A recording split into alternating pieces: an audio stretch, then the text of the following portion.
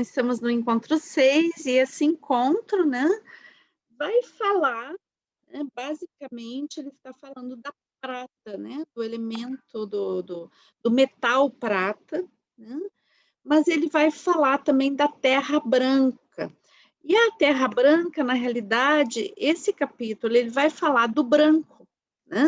Então a gente teve, 2 encontros onde a gente, primeiro viu o preto, né, a nigredo, e todo o seu significado, depois a gente viu o azul, né, e toda o que significava o azul como uma passagem, né, entre o preto, a nigredo e o branco. Só que o que a gente pode ver é que também o branco, né, que a gente chama de albedo, ele também é uma passagem, porque a Opus alquímica, ela está no vermelho, relativo ao ouro, né, que é um vermelho alaranjado, né, é o vermelho do pôr do sol também. Então está muito relativo a essa cor, né. Então, nessa passagem, né, de todo o espectro de cores, então a gente vai ter, o branco também como uma passagem muito importante, porque, o branco, ele também está relacionado com o metal prata, que é um metal nobre, e com a lua. São todos elementos que estão, relacionados, né. Então, e a gente, falando especificamente da prata e da lua, e mais especificamente ainda da lua, né, a gente vai ver que quando a gente trata da albedo, da lua e da prata, a gente está falando de um estado muito especial, né, um estado que tem uma grande quantidade de representações, né, uma grande quantidade de, conteúdo, que dentro desse estado do branco existem muitos estados dentro do próprio estado, né, e que, também o branco, a prata em especial e a lua em especial, são elementos que dentro da alquimia, eles não aparecem com tanta ênfase quanto o ouro, né, e daí o Hillman se pergunta um pouco: "Mas por que que isso não aparece?", né. E daí ele diz que a resposta mais óbvia para isso, é que, na realidade, a lua e a prata tem a ver com o feminino. Então, que a resposta mais imediata que a gente pode dar é que tem a ver com a cultura patriarcal onde a gente vive, onde o feminino ele fica um pouco escondido, né, ele não tem evidência na nossa cultura, a nossa cultura, ela dá evidência muito para os aspectos masculinos e pouco para o feminino. Então, uma das coisas que a gente pode pensar, né, é que essa falta de evidência na prata, né, essa um pouco uma menos valorização, uma menos aparecer da prata, tem muito a ver com a questão do patriarcado, do feminino. Mas aí o Hillman diz assim, isso falam muito as feministas, mas eu não concordo em absoluto com isso, não estou completamente de acordo com isso, né? Porque na realidade também o se esconder, né, faz parte da essência da prata, né? Ou da essência da lua também, porque a lua tem um momento onde ela desaparece, né? E também a prata, ela tem uma tendência, depende de em quais componentes ela vai interagir, ela vai enegrecer, né, ela vai ficar escura, Então, também ela tem uma tendência não a desaparecer como existência, né, mas é como uma existência um pouco mais discreta, um pouco mais observadora, né, um pouco mais, vendo o que que acontece, a capacidade de observar, de ver, né, e que tenha muito a ver, se a gente pensar tanto na prata quanto na lua, com essa capacidade reflexiva, tanto do metal prata quanto da lua, né. Então, onde não existe exatamente uma luz própria, mas um reflexo de uma luz, ela tem essa capacidade da reflexão, né. Então, esses elementos são elementos que falam, né, metaforicamente de um aspecto nosso, que é essa capacidade de maior introspecção, de observação, de um distanciamento e de uma reflexão. Hum. Agora, claro que a gen não é por acaso que quando alguém está louco, a gente chama de lunático, né. Então, também esses elementos, né, de reflexivos, introspectivos e que têm fases, né, como a lua tem fases, como a prata também tem fases, no sentido que ela vai mudando de cor, né, interagindo com o meio. Então, essa característica, né, de mudança, ela vai ter um pé lá na loucura, né, e outro pé na iluminação. Então são os elementos, a loucura e a iluminação, elas funcionam quase como os 2 polos de uma mesma realidade, né. Então, e a gente vai ver que dentro da alquimia, a gente vai ver muitas essas coisas polarizadas, no sentido de que parece que são 2 coisas opostas, mas que em realidade tudo que aparentemente é oposto faz parte de uma mesma coisa, né. Então são 2 aspectos de um mesmo fator, de uma mesma característica, de um mesmo ser, né. Então, e daí a gente tem dentro dessas características complementares, né, a gente tem o Sol e a Lua, né, que são, 2 metais nobres que têm características complementares. Um vai trazer algo mais reflexivo, mais introspectivo, mais inspirador, mais de contato consigo, mais de ressonância com o ambiente, né, e o outro vai trazer um aspecto mais, lúcido, mais racional, mais brilhante, mais poderoso.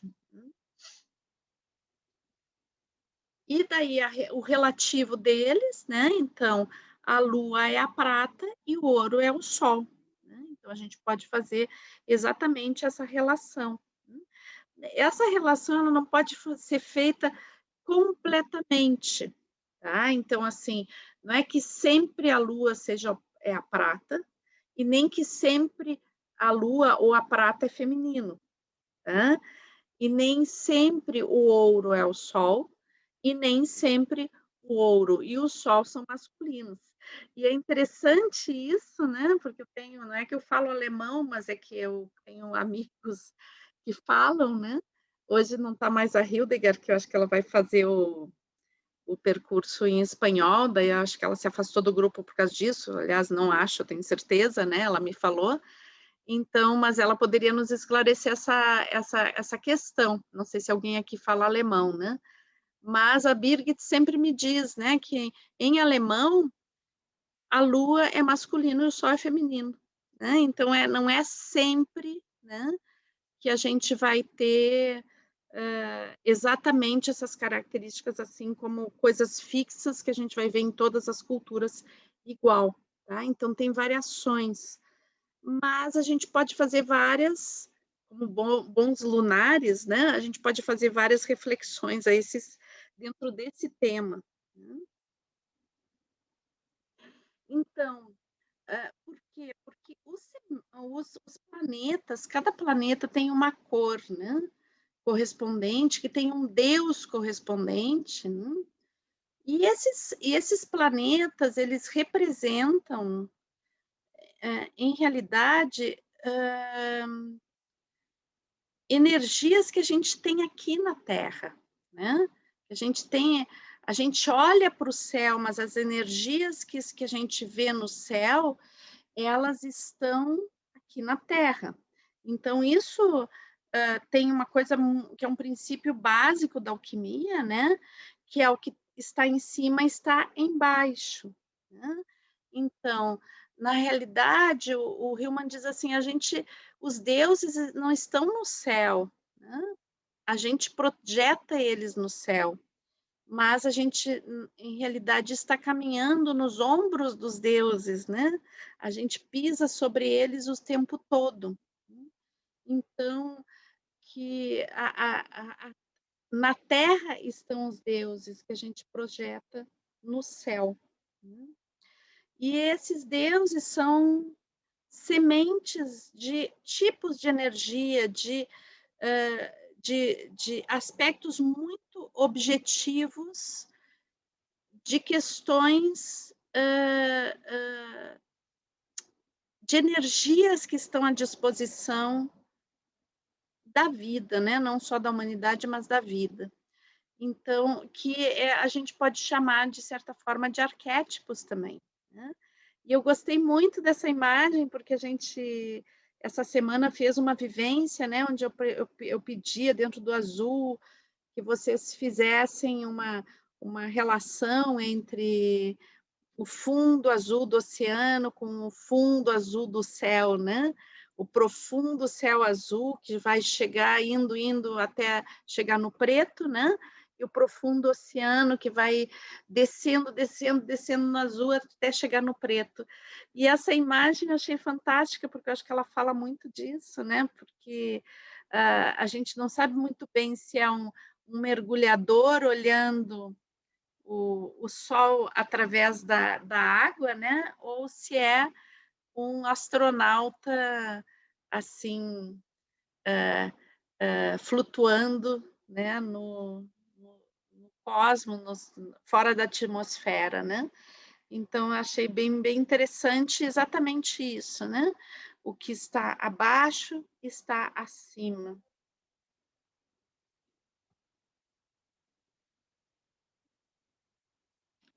Então, quando a gente chega no branco, né? Muitas vezes a gente tem a impressão, assim, né? De que chegou na paz, né? Porque dentro da nossa cultura a gente associa muito o branco a uma coisa de passividade, de agora está tudo tranquilo, já saí da Nigredo, né? Então agora está tudo tranquilo. E é interessante a gente perceber, né, que esse estado, né, de inércia, né, é um estado que todos nós temos uma tendência, né, de parar em algum estado e não nos movermos, né? Mas que isso não necessariamente está associado a uma cor exata, né? Porque a gente pode ter uma inércia em todos os sentidos, né? Mas em todas as cores, a gente pode ficar inercial em todas as cores, ou pode ficar parado em todas as cores, né? E nos estados que cada uma dessas cores traz. Quando a gente está num processo, né? Quando a gente se pretende crescer, quando a gente se pretende descobrir, entrar em contato com a gente, é um estado de sair dessa inércia, dessa tendência, né, natural de todos nós, de estarmos um pouco em homeostase nas coisas, né? Então, eu estou num estado, está confortável, então vou ficar por aqui mesmo, desse jeito. Então, por isso que dentro da alquimia a gente diz, né, que a alquimia é um estado antinatura, né? A opus é uma opus antinatura. Por quê? Porque se a gente vai se deixando assim levar, existe uma tendência a esse estado de ficar mais paradinho, de não fazer uma reflexão, de não fazer um crescimento, de não ir descobrir quem a gente é, né. Então, muitas vezes a gente uma faz um processo de desenvolvimento pessoal, um processo que a gente está se buscando, e às vezes a gente quer que isso seja muito rápido, né, muito: "Nossa, por que que demora tanto?". E daí quando a gente pensa que acabou esse processo, a gente fica meio brabo, às vezes, vê que voltou alguma característica que a gente gostaria de já ter resolvido, né. Então, é justamente porque a gente tem essa tendência, né, existe uma tendência natural de se acomodar, né, do tigre ficar dormindo, né. Então, só que o tigre é um tigre, né, o tigre é um tigre, então o tigre tem como essência esse despertar e ir em busca, né. Então, de certa forma, tem aspectos dentro da gente que vão incitar a que a gente vá à ação. E essas mudanças de estado, né, que vão passando do preto para o azul, para o branco, para o amarelo, para o vermelho, né, são mudanças de estado onde a gente vai romper com essa inércia, para poder mudar, para poder dar o salto, né. Então a gente pode pensar que essa inércia ela tem a ver com uma homeostase, né. A gente está num estado e fica naquele estado sem se conforma com aquele estado, né. Às vezes esse estado pode ser até um tipo de movimento, não é necessariamente só estar adormecido, mas ficar viciado num tipo de movimento, ficar parado num tipo de movimento, né. E daí, então, não dá um salto quântico, não dá um salto para outro estado, não muda de cor, né. Então, quando a gente consegue fazer essa ruptura de mudar para um outro estado, né, a gente está vencendo essa, tendência fleumática, né, essa tendência a ficar parado num determinado estado. Então, para isso, né, o elemento fundamental é o fogo. Então, não é por acaso que a gente começou o primeiro, né, encontro que a gente teve, onde a gente começou a trabalhar os elementos da alquimia, a gente trabalhou sobre os estados do fogo, né. É justamente porque o fogo é o elemento que vai tirar, vai desacomodar, né. Então, ele pode gerar um calorzinho que, de repente, eu estou no calorzinho e gosto, né, e ali me ajuda a dormir um pouquinho mais até o calorzinho, mas daí vai esquentando, né, e vai começando a ser impossível ficar parado, né. Então, diante desse estado, né, esse estado de de imobilidade, de preguiça, de acomodação, né, o Hillman diz que existe a necessidade de a gente colocar o fogo aí, né, o fogo da paixão, o fogo da raiva, o fogo da vontade, do desejo, né, e daí isso desacomoda. Então, o Hillman coloca que a prata, ela é para fazer essa transmutação, né, ela é o elemento fundamental, a via natural da transmutação. Então, enquanto o fogo, né, ele obriga a sair da, digamos, ele faz uma via não natural de saída dessa acomodação, né, a prata, pela maleabilidade dela e pela tendência que ela tem à comunhão, né, a prata é um elemento que tem uma facilidade de se amalgamar com outros elementos, ou seja, mistura, né, e faz algo que resulta dessa mistura, né. Então, mesmo o ouro, né, a extração do ouro, o trabalho com o ouro, se não for misturado com a prata, né, o ouro ele fica pouco maleável, ele fica difícil de ser trabalhado. Então, a prata, ela traz uma aptidão natural à flexibilidade, à maleabilidade, à comunhão, ok? Então, a prata seria, o fogo seria uma via não natural, né?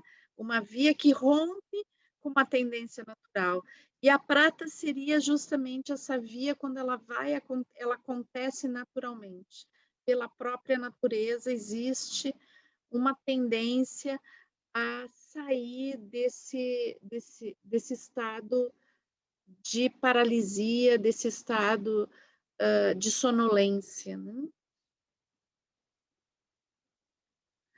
Então,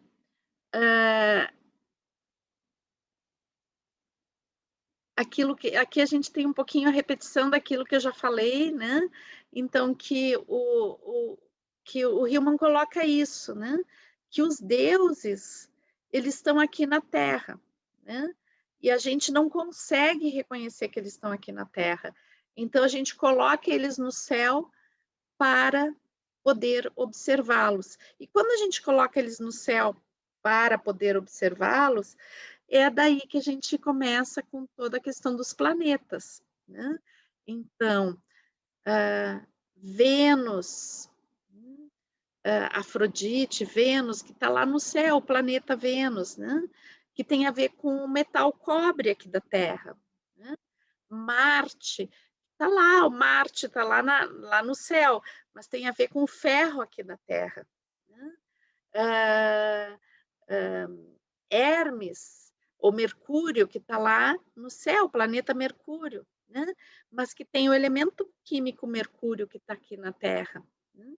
Então, a gente coloca lá no céu o que existe aqui na Terra e faz uma relação. E daí a gente, às vezes, olhando para o céu, a gente consegue encontrar essa energia que a gente, às vezes, não consegue ver aqui na Terra. Mas é interessante que ver aqui na Terra também é ver essa energia dentro da gente, porque as características, tanto, por exemplo, de Marte, como planeta, como do Deus Marte, como do metal ferro, são características que existem dentro da gente também. Então, dentro dessa perspectiva, né, a prata reflexiva é a lua reflexiva, né? A lua em todas as suas formas de se mostrar. Né? E a gente vai ver e vai encontrar várias deusas que têm a ver também com a lua, né? Porque a lua, geralmente, ela está representando uma deusa, né? Uma deusa em várias culturas, cada uma tem está ligada a alguma deusa ou mais de uma deusa, né? Mas geralmente a prata e a lua estão ligadas às deusas. E daí a gente vai ver na mitologia grega Artemis, né, como uma deusa absolutamente lunar, e também vai ver a versão dela na mitologia romana, que é a Diana. Então, se a gente pensar assim, um pouquinho em Artemis, né, ela é uma deusa caçadora, ela tem uma ligação com a natureza muito forte, com os animais, né? E só que ela, ao mesmo tempo, ela é uma deusa que ela não se mostra muito, né? Ela é uma deusa que ela está cercada de ninfas, de, de animais, e ela não gosta muito de ser observada, né? Então ela tem essa coisa de se mostrar e não se mostrar, ela é virgem, né? E aqui tem uma questão da virgindade de Artemis, não significa que uma ingenuidade, né? Mas é porque Artemis chega a ser, de certa forma, ela chega a ser meio má até, né? No sentido de que ela é vingativa, ela é muito rígida para algumas coisas, né? Então, tem várias histórias de Artemis, né? Onde ela chega a ser cruel, né? principalmente se ela é contestada na sua autoridade, no seu valor. Então, tem o caso, né, do, do, do caçador, né, que estava cheio de cães, buscando caçar alces, né, e de repente ele vê numa lagoa Artemis se banhando e fica admirada olhando, né, e daí ela vê que ele está vendo ela e transforma ele em alce, né? E daí ele é devorado pelos cachorros, pelos próprios cachorros, né? Então são coisas muito trágicas que Artemis vai trazer. E também toda a história também de que a Artemis é a irmã de Apolo, né? Que é um deus absolutamente solar, né? Então também tem essa dupla Artemis-Apolo. Só que Artemis, ela nasce primeiro que Apolo, hein? E a mãe de Artemis sofre muito no parto, né? E Artemis, ela nasce, eles são gêmeos, né? Apolo e Artemis. E ela nasce e em seguida ela já está grande e ajuda a mãe no parto do irmão. Né? Ela é gêmea, mas ela ajuda no parto do irmão e a mãe sofre muito nesse parto. Então, daí, quando ela vê o sofrimento da mãe, ela decide que nunca vai ter filhos, né? E que vai permanecer virgem por causa disso. Então, aqui teria muitas histórias de Artemis, mas ela tem essa coisa, ela é muito densa, né? E, ao mesmo tempo, ela tem esse temperamento que é muito variante, né? E que tem muito a ver com essa lua, né? Que vai estar regendo ela.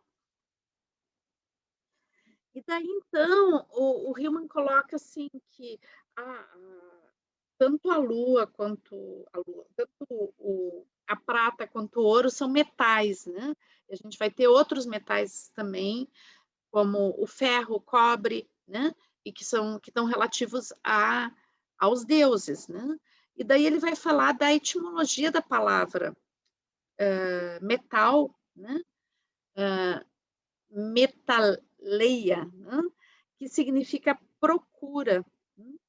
Então, que dentro da própria etimologia da palavra metal, né, já existe esse significado de que o metal ele vai ter um valor, né, simbólico para a gente. E quando a gente procura o metal, a gente está procurando também o metal aqui na Terra, o planeta lá em cima, a gente está procurando características nossas.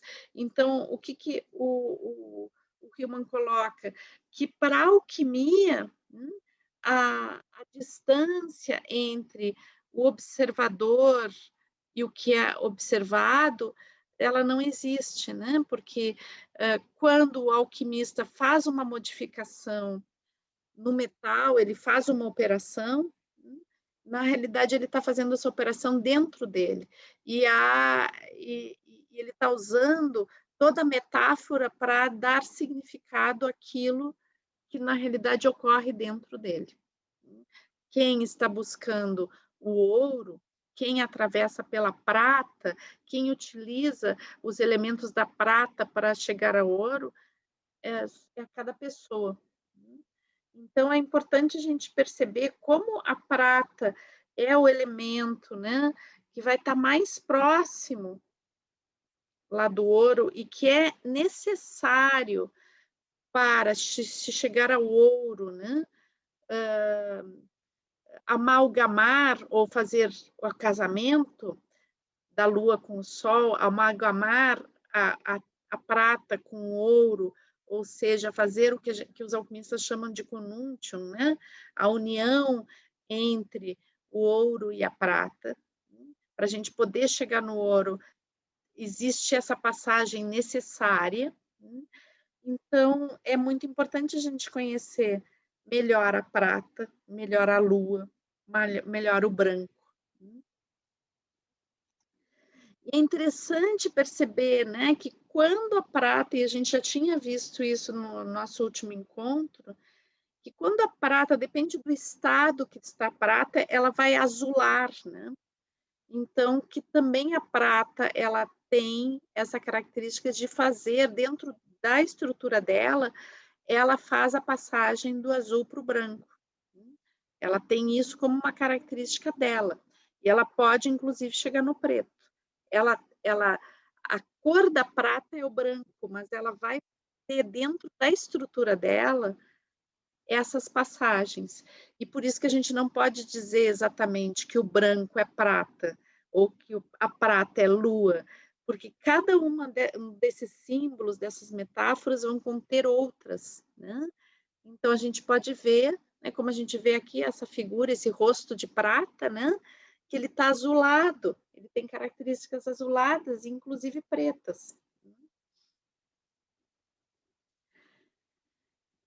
Então, daí a gente estava conversando um pouquinho, né, de que no branco, a nossa cultura traz do branco, né, como algo de, bom, agora eu fiz todo aquele percurso dentro, nossa, me enfiei no oceano profundo, fui lá no azul até chegar no preto, saí do preto, foi indo para o azul e clareando, clareando, agora que eu cheguei no branco, está tudo resolvido, né?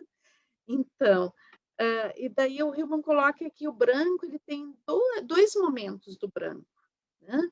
Então, tem um branco que é o branco da inocência, da ingenuidade, daqueles primeiros anos de vida da gente, onde a gente ainda não tem experiência de vida, então tem aquele estado, né, de uma certa paz, né, uma certa...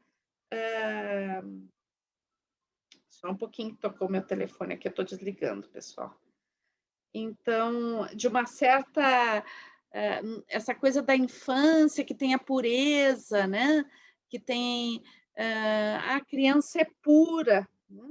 Mas é importante a gente perceber também que a criança é pura e ingênua, né? Que atrás da inocência da criança existe uma ingenuidade.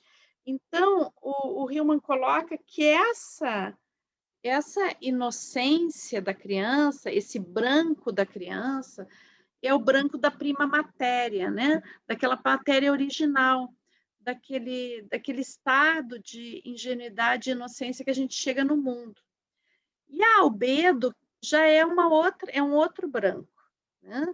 É um branco diferente da prima matéria, porque a albedo é um branco, que saiu do branco, que ficou preto, ou seja, viveu coisas super fortes, super impactantes, super duras às vezes, traumatizantes às vezes, intensas às vezes, né? Então foi lá na Nigredo, né? E daí foi saindo dessa Nigredo através do azul, né? E daí até que chega no branco, né? Esse branco, ele não é o branco da ingenuidade, né? Ele é um branco de uma vida que foi trabalhada, elaborada, de algo que a gente, né, foi lá e tentou entender, então tem a ver com essa característica da prata e da lua, que é a reflexão, né?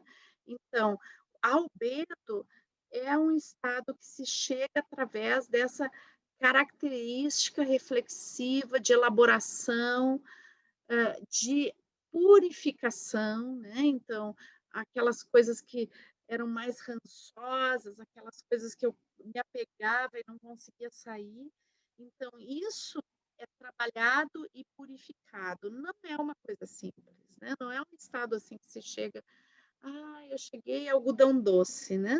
Não, é um trabalho sobre o metal mesmo, né? Um trabalho de elaboração, de cozimento, de transformação, né, que exige do metal e do alquimista. E daí, então, né, a gente pode ligar, né, essa capacidade lunar e prateada de reflexão com a nossa capacidade de imaginação. Hum. Então, o Hillman coloca que é muito importante a imaginação, né, porque a imaginação, ela é a imagem, né, as imagens que se criam pela imaginação, são imagens que podem ter um conteúdo muito potente a ser elaborado, né, podem ser profundamente significativos. Mas ele coloca assim que existem 2 tipos de imaginação. Um é a imaginação do ar, e ele coloca que a imaginação do ar, ela é como, uma via de acesso, né. Então, não é algo palpável, não é algo que tem uma consistência. Então, eu vou imaginar através do ar, né, do elemento ar, algo que vai me levar em algum lugar, mas não se fecha em si, não tem um componente em si, que eu possa pegar e colocar na mão e dizer assim: "Ah, é isso aqui que eu vim buscar, isso que esse ar me deu", né. Não, ele é uma via de acesso a algo, né.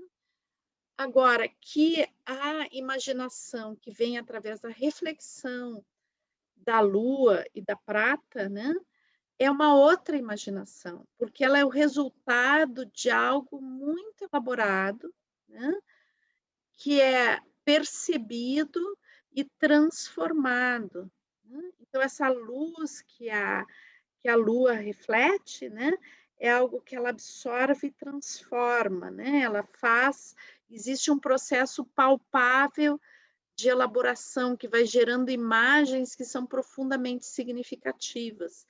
Então, que quando a gente chega na lua, né, quando a gente chega na prata, a gente tem um processo que nos leva à albedo, né, que é esse processo de uma imaginação que tem uma consistência vivencial muito específica, né, essa consistência vivencial é algo profundamente sentido.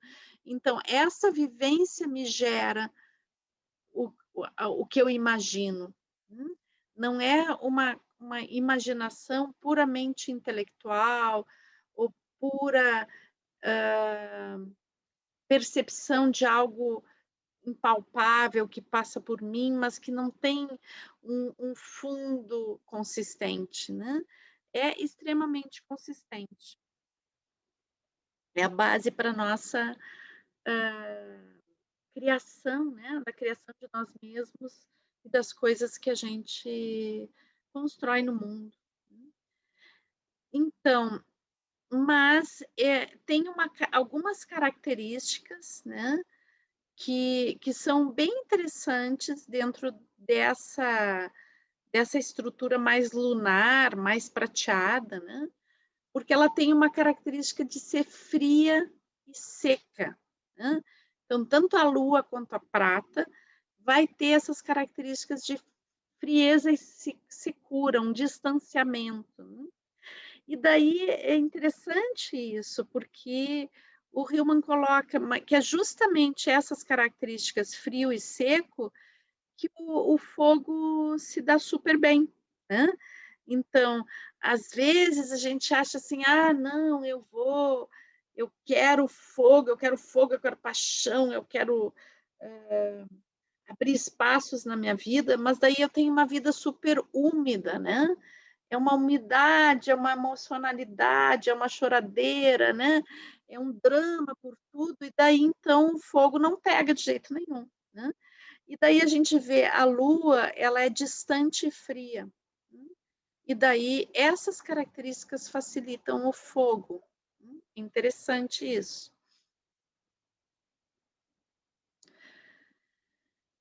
Então, quando a gente está na prata, né, a gente pode ver que a prata, como metal, ela tem um valor que é estético, ela vai simbolicamente, ela vai representar a nossa capacidade de valor estético, né, e pelo distanciamento, né, assim como a lua, esse distanciamento, essa frieza que faz com que eu consiga observar melhor as coisas sem interagir tanto com elas, mas que eu possa observar, tomar uma distância e observar.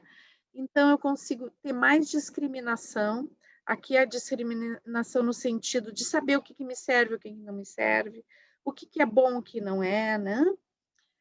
E a maior capacidade de apreciação também, né? Quando eu consigo descobrir o que me serve, o que eu gosto, o que tem sentido para mim, então eu consigo maior capacidade de apreciação. E esse distanciamento me dá maior refinamento, ou seja, a capacidade de apreciar características muito sutis, reconhecer essas características muito sutis. E daí a gente pode ver quais são as características do ouro, né, em nível simbólico. Então, o ouro já tem uma outra característica, que é a verdade, a gente não está aqui, mas também essa lucidez no sentido de iluminação do ambiente, né? O ouro ele representa muito poder, né? E também a eternidade. Então, o acesso a uma eternidade, o acesso a essa coisa que rompe as barreiras do tempo. Então, o que a gente precisa perceber é que para chegar no ouro, né, que é esse poder, essa eternidade, esse brilho, né, eu preciso da prata. Eu preciso passar, deixa eu voltar aqui um pouquinho, né? Para eu chegar nos valores do ouro, eu preciso ter um refinamento, eu preciso ter o dom da apreciação, eu preciso discriminar, eu preciso ter valor estético, senão vou chegar no ouro e não vou perceber que é ouro, não vou me dar conta que é ouro. Então, a prata é um metal de grande valor, assim como o ouro, mas ela tem uma característica muito importante, né? É que é validar o ouro. Se a gente não passar pela prata, a gente não consegue validar o ouro. Então, a gente pode pensar, né, que a prata, por essa tendência que ela tem, né, de interagir com todos os elementos, ela facilmente interage com todos os elementos, a prata ela tem uma natureza politeísta. Então, ela interage com todos os deuses, né? A gente pode fazer compostos químicos onde a prata ela vai entrar em várias misturas, né? E, por outro lado, o ouro, né, ele é muito autorreferente, né? Ele tem a ver com muito, ele é muito solar, ele se sente o centro do universo, né? Então, o ouro tem uma característica monoteísta. E é muitas vezes, quando a gente vai ver o surgimento dos monoteísmos, né? Os primeiros monoteísmos eram veneração ao deus Sol, né? Então, onde não se considerava mais a existência de outros deuses, mas apenas um deus. O primeiro monoteísmo, que se deu no Egito, né? Foi com o deus Sol. Depois a gente vai ver esse ressurgimento do Deus Sol em várias ocasiões ao longo da história antiga. Então, se a gente pensar na representação desse único Deus, né, tem muito a ver com o ouro e o sol e o monoteísmo.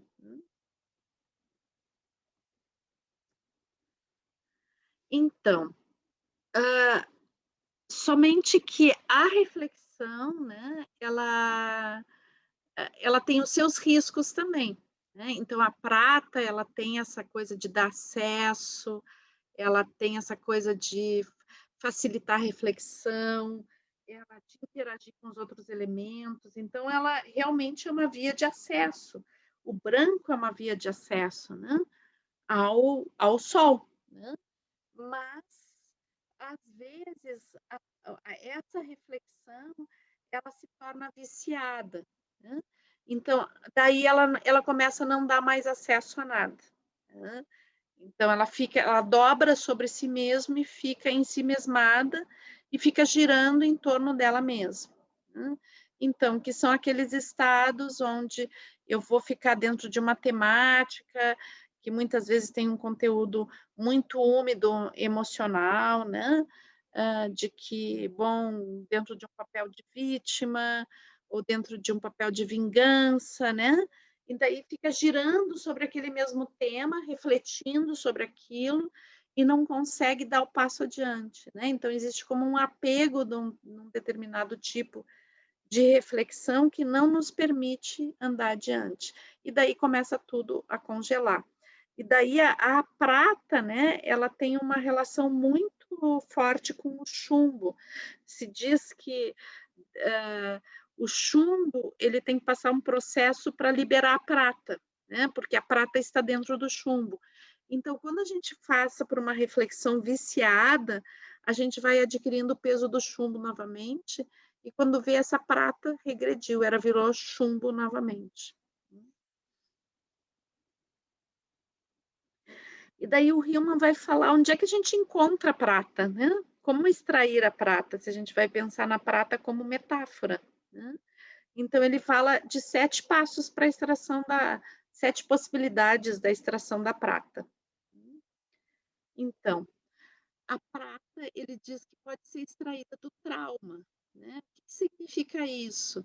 A gente viu bastante isso desde que a gente começou a trabalhar da questão da Nigredo, né, e dessa evolução que ela vai saindo da Nigredo, vai indo para, o azul, daí do azul vai clareando até chegar no branco, né, e esse branco que tem todo esse conteúdo denso, né, ele é um branco reflexivo, né, ao contrário lá do branco da prima matéria que não é reflexivo. Então, ele tem esse conteúdo, essa capacidade de gestão, né, ele é uma síntese de algo muito profundo que foi vivido, né. E daí essa capacidade de reflexão que é muito, sedimentada, é muito profunda, é muito inteligente também, né. Então, o trauma, ele diz que pode ser uma grande fonte de extração da prata. Depois ele coloca que o próprio chumbo, né, então o chumbo como elemento pesado, né, com as coisas que a gente vive que são pesadas, que são, difíceis de carregar, então quando a gente trabalha sobre esse chumbo, né, sobre essa coisa muito temporal, muito determinada, muito pesada, muito que não nos deixa sair do lugar. Então, quando a gente trabalha sobre isso, a gente começa a abrir o chumbo, né.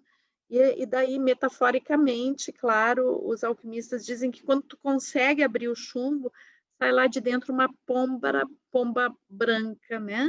E essa pomba branca é a prata, né.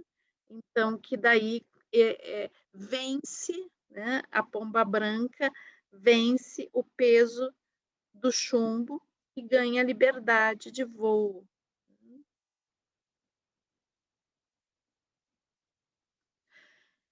Depois ele diz assim, que outro lugar que existe, que a gente extrai prata, é do nosso cérebro.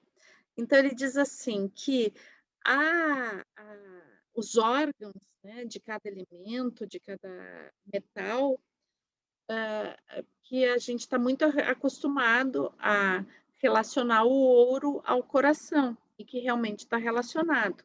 Então, quando a gente fala de sol, quando a gente fala de, de ouro, a gente está falando do coração.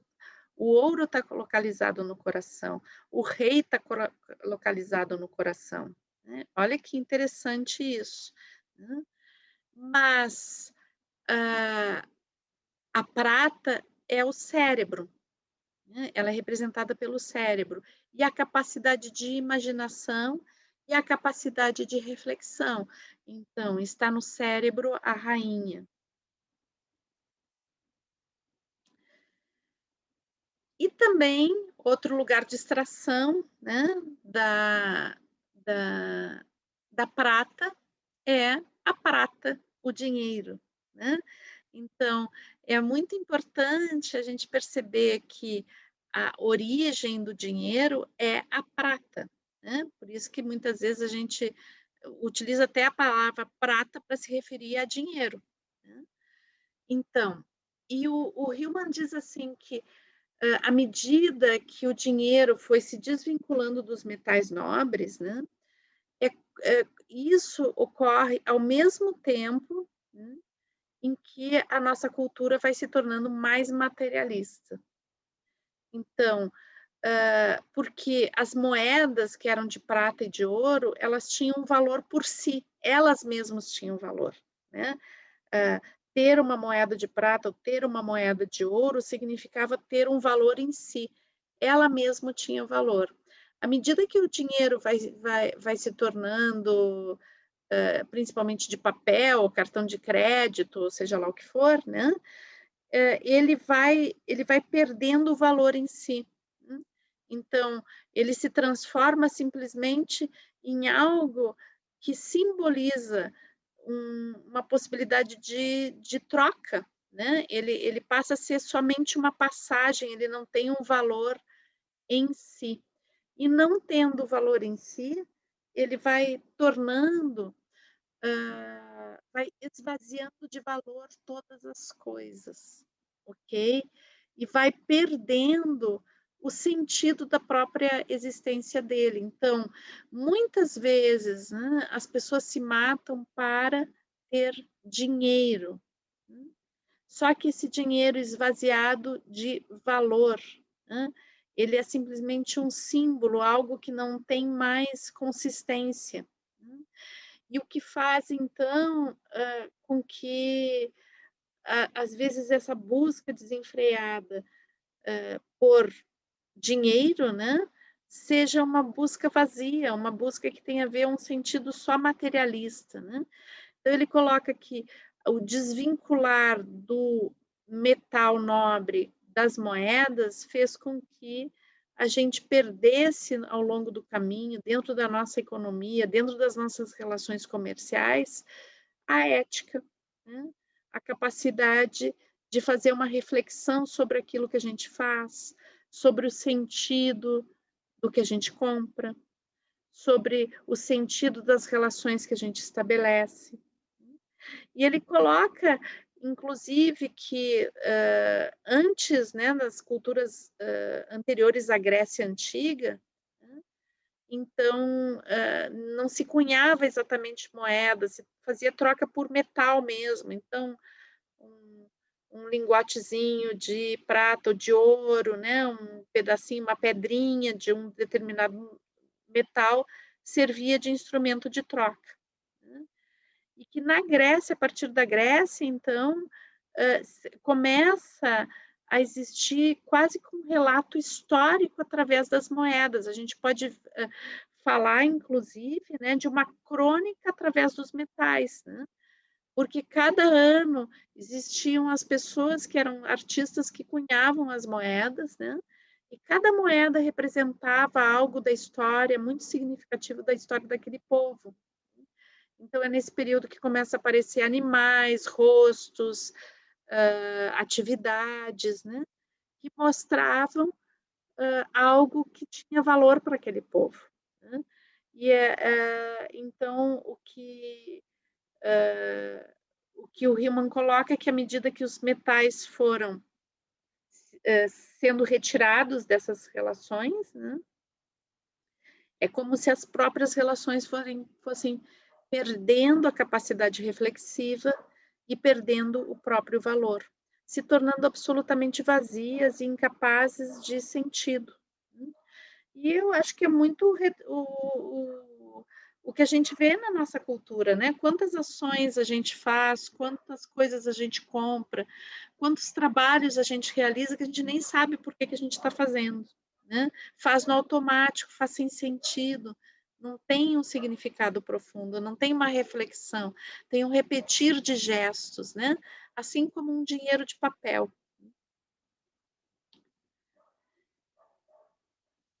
Então, quando a gente está tratando da Lua, né, e da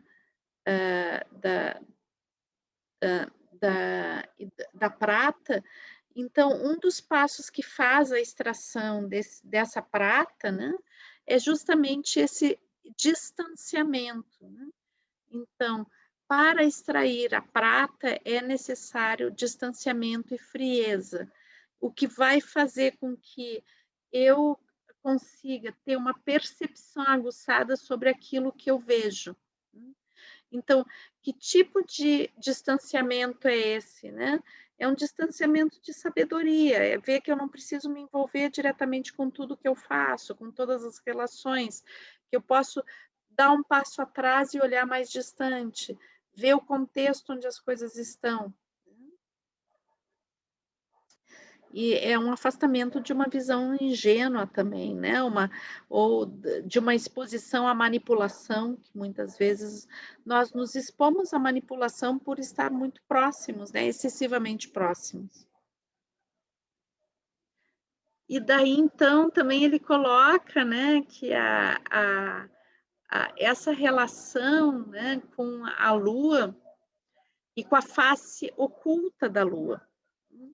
Então ele diz que a lua, ela também tem um momento onde a gente olha para o céu e não vê a lua, né. E daí a gente podia pensar: "Mas o que que a lua está fazendo nesse momento que ela não está se mostrando, com quem que ela está se relacionando?", né. Então, o que o Hillman diz é que a lua deixa de se relacionar com a terra nesse momento, né, ela deixa de se relacionar com essa concretude da terra, né, ela deixa de se relacionar com o Sol e começa a se relacionar com as emanações sutis que vêm dos outros planetas. Então é como se ela se girasse para os outros deuses, né, e recebesse sutis emanações desses outros deuses, o que dá à Lua uma compreensão muito diferenciada da vida, né, e das relações sutis que existem no mundo. E daí o último passo, né, de extração do da prata, né, é o som.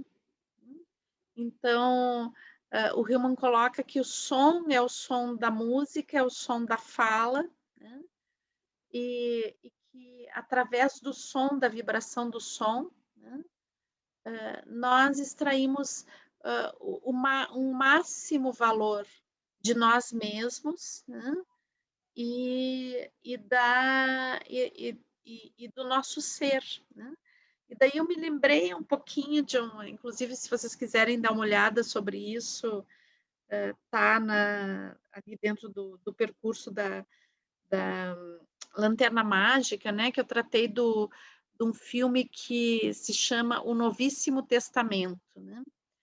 E é interessante que a personagem principal, que é uma irmã de Jesus Cristo, né, ela está buscando novos discípulos, né. E além dos 12 que Jesus, né, novos apóstolos, né, além dos 12 que Jesus já tinha convocado, né. Então e cada vez que ela encontra um apóstolo, ela deita no peito do apóstolo e ouve a música, né, e que é a música da alma daquela pessoa, né.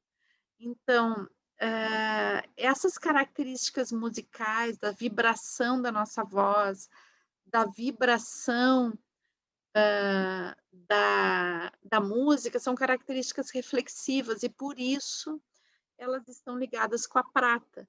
Então, através da voz e da música, a gente chega na extração da prata, né, esse valor reflexivo que existe em cada um de nós.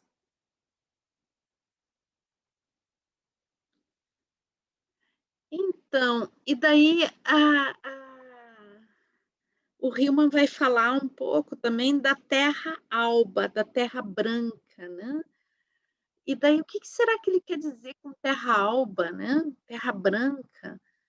E daí ele fala assim que dentro da forma como se trata os símbolos hoje, né, dentro da própria psicologia, muitas vezes, e dentro de tantos elementos simbólicos, né, a gente vê a terra, geralmente, como um elemento que vai nos pretear, né. Então, é um elemento que nos traz um contato com a nigredo, né. Mas, o branco, ele é o estado que mais vai nos deixar aptos para um contato profundo com a nossa alma, né. Então, quando a gente está se aproximando do branco, a gente está se aproximando da alma, da ânima, né, daquele estado de profunda comunhão com a gente mesmo e profundo saber de o que realmente tem significado para a gente. Então, o que ele coloca é que quando a gente chega na albedo, né, a gente chega no estado de terra alba, ou seja, que a gente consegue perceber não só a nossa alma, a nossa ânima, mas a gente consegue ver a alma de todas as coisas. Então, chegar na terra alba, né, é conseguir perceber que as coisas têm alma, né, que não só eu tenho alma, não só o meu amigo tem alma, mas cada coisa que está ao meu redor tem alma e a própria terra tem alma, né. Então a terra, ela tem uma dimensão, né, que é essa dimensão muito agrícola, muito ligada à estrutura, vermelha do barro, né, dessa terra que a gente toca e ela mancha a pele da gente, né. Mas existe uma terra também que é uma terra-alma, né, é uma terra que tá cheia plena de significados, né, é uma terra que está cheia de elementos de transcendência e que da qual a gente faz parte, né. Então, nós fazemos parte da alma do mundo, né, e a gente vive num mundo animado, né. À medida que a gente se distancia dessas características da terra alba, né, e e e deixa de perceber, né, essa animação que existe em tudo que existe, né, é como se a gente começasse a desalmar, desalmar a gente mesmo e desalmar o mundo. E um mundo sem alma, ele é um mundo sem sentido, né. Ele é um mundo muito duro, é um mundo muito de chumbo, muito pesado.